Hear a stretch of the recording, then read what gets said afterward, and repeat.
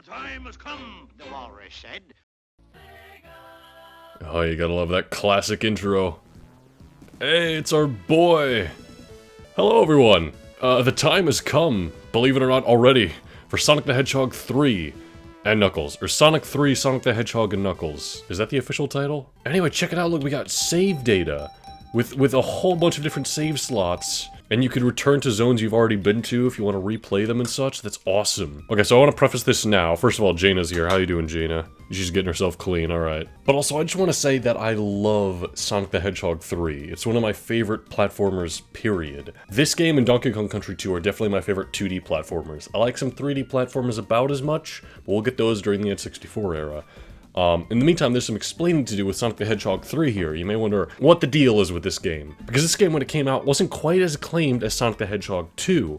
And there's a reason for that. Sonic the Hedgehog 3 is short. In fact, it's only about 6 zones long. Which is about the length of, you know, Sonic 1 and Sonic CD, but not Sonic 2. People love them some Sonic 2. So, why was it so short? Well, they were strapped for time and had to cut a massive chunk of the game. In fact, if you enter the level select code in the title screen, which I have never been able to do because it's so fast and quick, but you can find levels in the level select screen that weren't used in the game. So what happened here? It was rushed development, but why then do I consider it such a good game?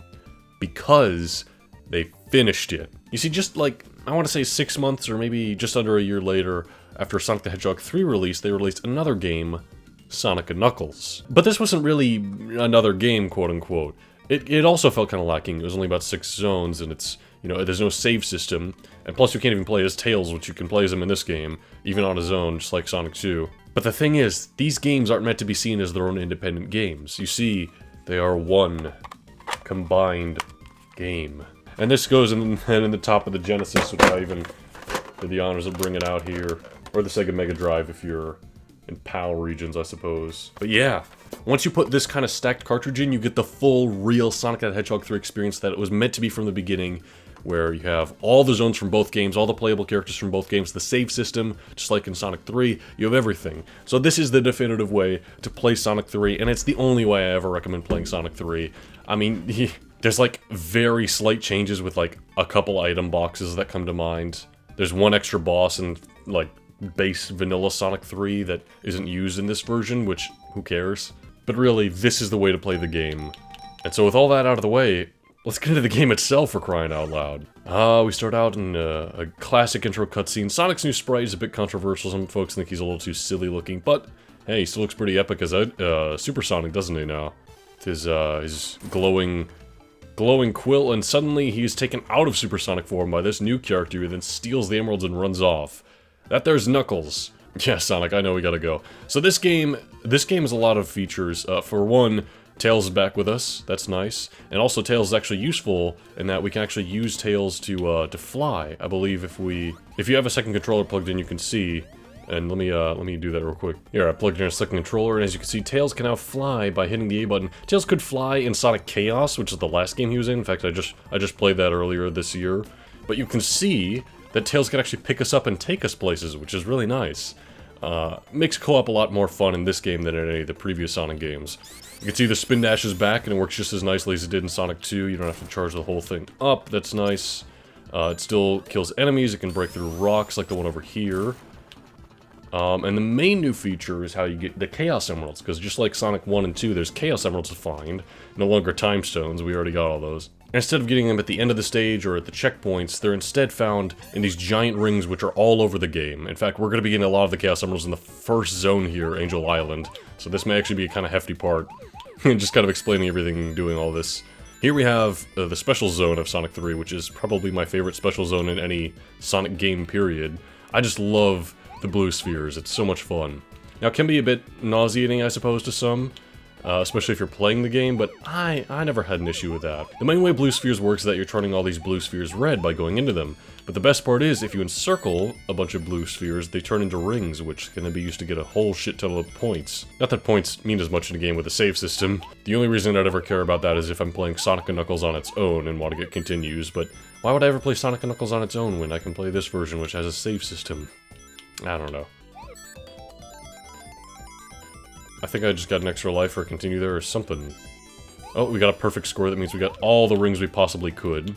Just need a few more blue spheres around here somewhere. We do get faster and faster as we go, so you gotta be more ready and active. But yeah, first stages here are pretty darn easy.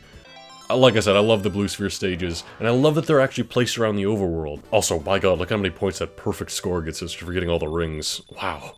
But yeah, I like that they're around the overworld, because A, it implores that you explore, using Tails to fly around, or using the other new character who has an ability that kind of works just like Tails, only a little differently. It also means you don't constantly lose your rings every time you get a checkpoint trying at some special stage. You know, in Sonic 2, whenever you get to a checkpoint in Sonic 2, it's like, alright, time to give up all my rings just to try this half-pipe, which I'm terrible at. But in this game, no. You gotta go looking for those giant rings. And I don't know where all of them are. I don't think your average player should, but at the very least you can find more than enough. Because yeah, there's usually multiple rings per stage, or at least one. And so, for 2 acts per zone, just like Sonic 2, not like Sonic 1 and CD, which I like that. There's a lot of opportunity to find yourself some of those giant rings. Oh, we had a bit of a mini-boss who's blowing up the whole stage. By the way, Angel Island here is unsurprisingly your typical green zone, just like Emerald Hill and Green Hill Zone. But this whole fiery bit is neat. Also, hey, bonus stages, that's new, right? Yeah, well, oh, I did a pretty poor job of that one. But, checkpoints now, instead of having Chaos Emerald opportunities, they give you these bonus games that are just for some points, or extra lives, or other power-ups. So that's nice. Otherwise, you have another Chaos Emerald special stage here. Like I said, I know where a lot of these are early on, so I want to get a lot of them done early on, so that we can just breeze through the rest of the game fairly easily. I'm also not going to be going for perfect scores in every single one. I don't really care for that. Most of the time, I just encircle them for the sake of encircling them and then ignore the rings, like so. Now, in Sonic Mania, it's a whole different story, but... By the way, the fact that we have Tails here doesn't change anything. Unlike the half-pipe in Sonic 2, Tails just kind of follows us perfectly behind, which is nice. In the half-pipe, Tails can be sometimes useful, sometimes harmful, but, you know, your player 2, you don't want to be harmful at any point, anyway. I'm trying to think if there's anything else I haven't tackled yet regarding new additions in Sonic 3. I mean, we tackled the special stages, we tackled bonus games, save files, the Chaos Emerald. I guess otherwise the only thing that immediately comes to mind is when we hit the jump button in midair with Sonic, we actually do this instant shield, which is just basically a bigger hitbox, which is nice. Also, we don't have the super peel out anymore, sadly. I kind of like the super peel out, even if it wasn't really too useful. It was just essentially a better spin dash than Sonic CD, which this game has a better spin dash than Sonic CD, so you get the general idea. Oh, of course! One of the most major mechanics this game introduces I've completely neglected is elemental shields. Instead of your typical shield giving you an extra hit, we have 3 different kinds of shields that all work completely differently. We have this lightning shield here, which gives us a double jump, like so. It also pulls in rings, which is nice. We have the fire shield, which makes us immune to fiery attacks and lava, and gives us this charge forward attack like this, which is also really nice. Kind of like an early example of what would later become one of Sonic's staple moveset, the homing attack. Although this doesn't quite home in on enemies, and here we have our first mini-boss. A lot of the times the mini-bosses don't involve Dr. Robotnik anymore, or Eggman. They just involve random robots. Which is fine, that was kind of a staple of the handheld games. They're trying to accumulate everything classic Sonic was all about in this century, I'll say that much. Oh, you may have noticed, by the way, Act 1 and 2 have different theme tunes. It actually changed when you left the special stage and came back. I don't think it was meant to do that, but it did anyway. Which, you know, is the least you could expect, given Sonic CD had 4 different tracks per zone. So to have at least 2 is nice. And it is some solid tracks. This game has a fantastic soundtrack, which unfortunately in the most recent version some of you may be familiar with, they changed a lot of the music, and it sounds way worse. I can't bring myself to play Sonic Origins only because they changed the music in Sonic 3. And I know there's an association with Michael Jackson, who's a less favorably viewed guy these days. It's not a copyright issue, because they've released this version with this soundtrack on like the Wii and the Wii U. It is purely to remove themselves, I guess, from that music. But it is not good, man. And I mean no disrespect to the people who made the new remixes in Sonic Origins, but come on, you're trying to match them up against one of the best soundtracks in all of classic platforming. What can you expect, right? I mean, I couldn't make anything to match up to this game's soundtrack, that's to say the least. So, yeah, if you want to play this game, either do it on the Genesis, although that requires you to do a lot of hardware, or you can actually do the lock-on technology on the Wii Virtual Console, although I don't think that's really available anymore, sadly. It's on the Xbox 360. Get it there. So I'd say there's the ideal way to play it. And, oh, I lost my fire shield by going in the water. Well, I guess it's time for the bubble shield, which makes us immune to drowning, and gives us this bouncing attack here that's okay, I guess. The bubble shield's good in, like, a couple particular worlds, but otherwise it's definitely the weakest of the shields, I'll say. It's interesting that the first zone of the game already implements a lot of water like this. I mean, it is Angel Island Zone. We are kind of on an island of sorts, and hello.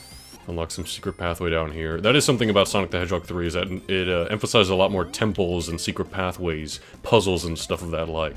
You know, it's the style it's going for, you gotta respect it.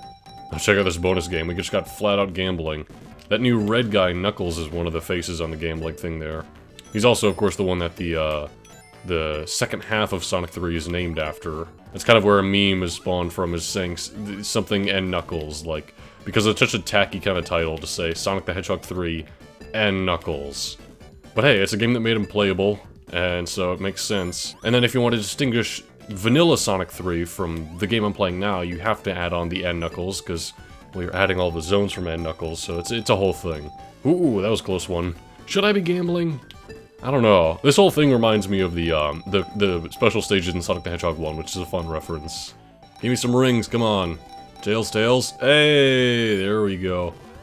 Let's see if we can get one more good thing out of this this slot here. There we go. Ring. Oh, that was worth 2 for some reason. All right, into the goal again, just like Sonic 1. Ooh, look at that jump. I do like a lot of the creative platforming and elements like that implemented in Sonic 3. Oh, there's a spring there. I'm a fool. Oh. What a series of events. Not unfortunate events, they were pretty fortunate. I mean, I'm in a special stage now, that's nice. Yeah, by the way, this is our 4th special stage in the first zone of the game. I wasn't kidding when I said we'd be doing a lot this part. I don't know why this one just makes me think it's some kind of like carnival with the white and red. Maybe it's just that clown aesthetic I'm thinking of. I don't know. Bingo, there we are. That was a big chunk of not rings, spheres at the end there.